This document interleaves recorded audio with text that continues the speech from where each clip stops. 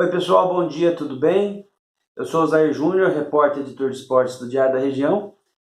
Acabei de publicar nos meus stories aí o que foi destaque na nossa edição impressa de hoje, né? E eu queria dividir com vocês e comentar um pouco sobre o que foi feito hoje, né? O que a gente abordou nesta quinta-feira, pós-carnaval, né? Pós-quarta-feiras de cinzas. Teve jogo do Corinthians pelo Campeonato Paulista contra o Santo André. Quem não acompanhou viu aí, foi um jogo difícil para o Corinthians, com muita chuva, o campo ruim para jogar, saiu atrás. O Santo André é a sensação desse Paulistão, ia já conseguindo a sua 7ª vitória contra o Corinthians, e nos acréscimos o Bozelli fez o gol de empate do Corinthians, né? Numa noite, como eu disse, bastante chuvosa, campo difícil para a proposta de jogo que o Corinthians tem agora com o Thiago Nunes treinador.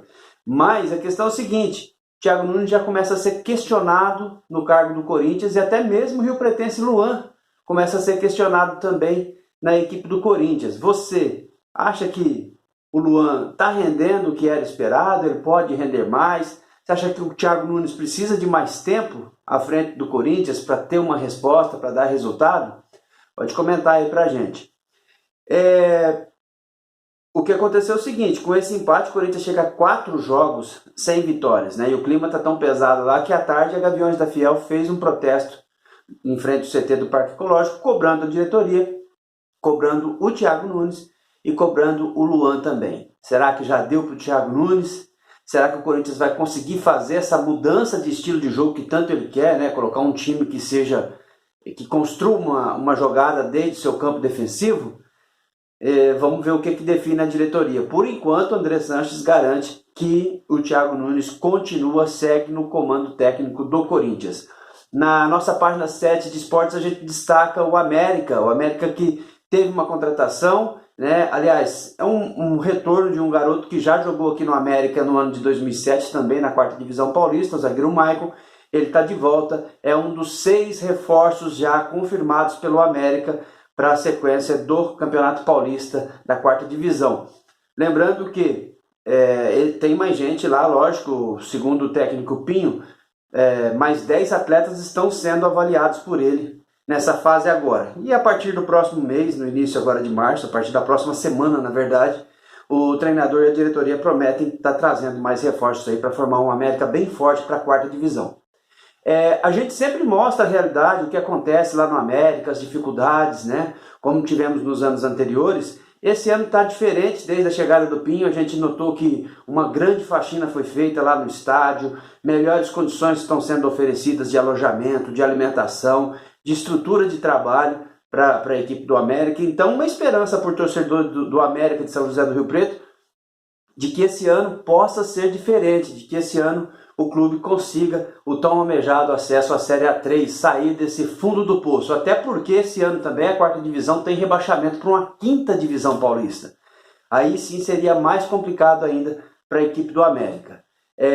A gente destaca também reforços que chegaram no Votuporanguense, né? 2 meio-campistas, né? Diogo Sodré e o Jardel, chegaram no Votuporanguense, que é o lanterna da Série A2 do Campeonato Paulista. Está numa situação muito ruim, em 8 jogos, 3 empates e 5 derrotas. A coisa está feia para o lado da Pantera, que queria tanto um acesso aí depois dessa parceria com Daniel Alves, que é um dos donos, um dos proprietários hoje do Votuporanguense, mas o que acontece é que o time está lutando para não ser rebaixado. No fim de semana tem jogo contra o Red Bull Brasil, e mesmo que vença o Red Bull Brasil, não consegue sair da zona do rebaixamento. Red Bull é o primeiro fora com 7 pontos, então o Votuporanguense iria a 6 pontos apenas, né?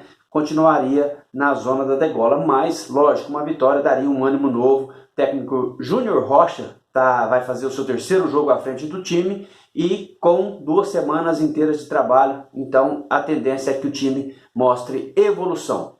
Na nossa página 6, estou até usando a camiseta aqui, ó, em homenagem, né, Seleção Brasileira. Tem um jovem rio-pretense, né, o Leonardo Jansi, ele que joga nas categorias de base do São Paulo. Desde os 10 anos ele é observado pelo São Paulo, e desde o ano passado ele se mudou para Cotia para defender a equipe.